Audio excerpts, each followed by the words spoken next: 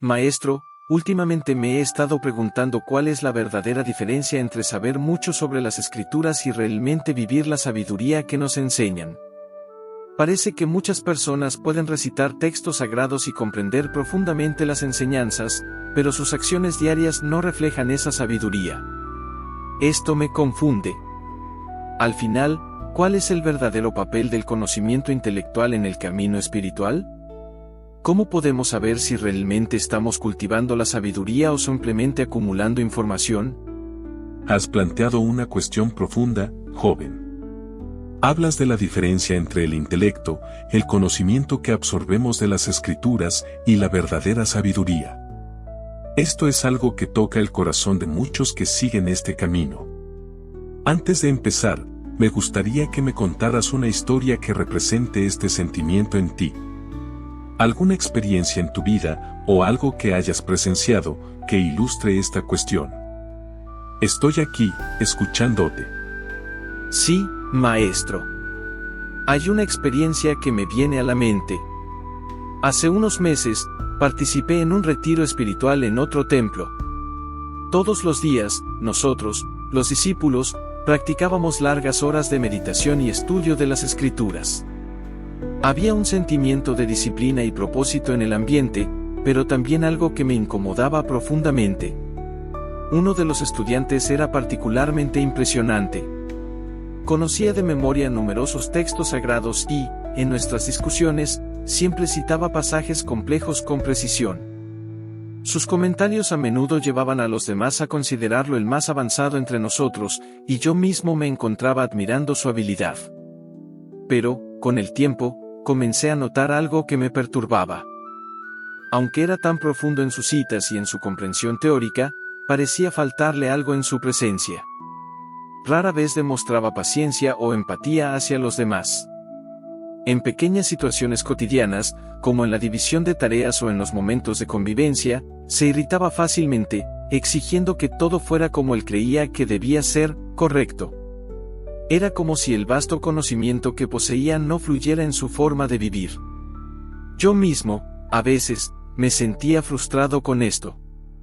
Si él era tan conocedor de las escrituras, ¿por qué no parecía tener la serenidad que tanto estudiábamos? ¿Por qué su sabiduría parecía tan rígida y cerrada? Esto me hizo cuestionar si el simple acto de acumular conocimiento es realmente el camino hacia la verdadera sabiduría. ¿Será que, por estar tan enfocado en las palabras escritas, estaba perdiendo la oportunidad de vivirlas? Maestro, ¿cómo podemos encontrar el equilibrio entre el estudio de las escrituras y la vivencia de la sabiduría? ¿Cómo podemos evitar caer en la trampa de convertirnos en eruditos, sin alma? Esta es una cuestión que muchos, a lo largo de los siglos, han encontrado en su camino. El intelecto, el estudio, el conocimiento de las escrituras sagradas, todo esto tiene su valor. Pero es como una semilla.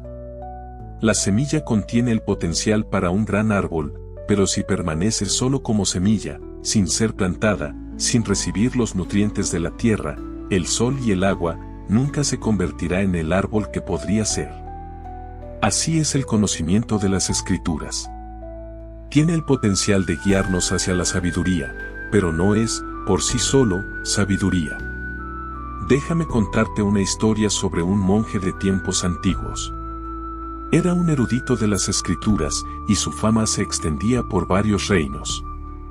Líderes y discípulos de todas partes lo visitaban para escucharlo hablar sobre los textos sagrados, y siempre respondía con pasajes complejos e interpretaciones brillantes. Pero, aunque era reconocido por su intelecto, había algo en su corazón que aún estaba inquieto. No lograba encontrar la paz interior de la que tanto hablaba. Un día, decidió viajar hasta un sabio ermitaño, conocido por su profunda serenidad, pero que no era versado en los textos sagrados. Cuando el monje llegó, el ermitaño lo recibió con humildad y le ofreció un cuenco de arroz. Se sentaron en silencio, y el monje, que esperaba ser impresionado por la sabiduría hablada del ermitaño, se impacientó. ¿Por qué estás en silencio?, preguntó. He venido hasta aquí para escuchar tu sabiduría, pero todo lo que haces es servirme arroz y mirar los árboles. El ermitaño sonrió gentilmente y respondió: la sabiduría no es lo que se dice, es lo que se vive. Mientras tu corazón esté buscando más palabras, te olvidas de vivir el momento que tienes delante. El arroz que comes, el viento entre los árboles, la respiración que entra y sale, todo esto es la práctica de la sabiduría. No sirve de nada saber sobre el camino si no lo recorres. Joven, el erudito que conociste en el retiro estaba, quizás, atrapado en la trampa de confundir conocimiento con transformación interior. Las escrituras son un espejo, pero muchas veces miramos al espejo y confundimos nuestro reflejo con la realidad. La verdadera sabiduría nace cuando el conocimiento se integra a la vida cotidiana, cuando cada gesto, cada pensamiento, es guiado no por reglas y conceptos, sino por una profunda conexión con el presente. Es ahí donde el intelecto se disuelve y da lugar a la sabiduría viva. Me preguntas cómo evitar caer en esa trampa. La respuesta está en vivir lo que se aprende. Cuando estudiamos, lo hacemos con humildad, sin perdernos en las palabras. Practicamos lo que aprendemos, no solo cuando meditamos o realizamos nuestros rituales, sino en la simplicidad del día a día. Lavar un cuenco puede ser tan sagrado como recitar un sutra, si se hace con plena conciencia. Puedes conocer todas las escrituras de memoria, pero si no sabes cómo estar presente al lavar tus platos, algo falta. Entonces, maestro, ¿estás diciendo que la verdadera sabiduría no se encuentra en las palabras, sino en las acciones simples del día a día? Pero ¿cómo puedo aplicar esto en mi vida? ¿Cómo puedo traer esta conciencia al día a día sin perderme en los detalles o caer en la rutina? Joven, el día a día es la mayor oportunidad para la práctica espiritual, pero también el mayor desafío. Verás, no se trata de hacer algo extraordinario. No estamos hablando de abandonar todo y buscar un retiro en las montañas. El verdadero desafío es vivir cada momento con total atención. Las acciones simples que parecen insignificantes, como barrer el suelo o cocinar, pueden convertirse en puertas hacia la sabiduría, siempre que se hagan con el corazón abierto y sin distracciones. Recuerdo una metáfora sobre un río. ¿Has visto alguna vez un río fluir libremente entre rocas y valles? El río no intenta controlar su camino, pero siempre sabe a dónde va. Fluye, se adapta a los obstáculos, pero nunca pierde su dirección. Así debe ser tu mente. En el día a día, tu mente puede encontrar obstáculos, preocupaciones, distracciones, frustraciones, pero, como el río, debe fluir sin aferrarse.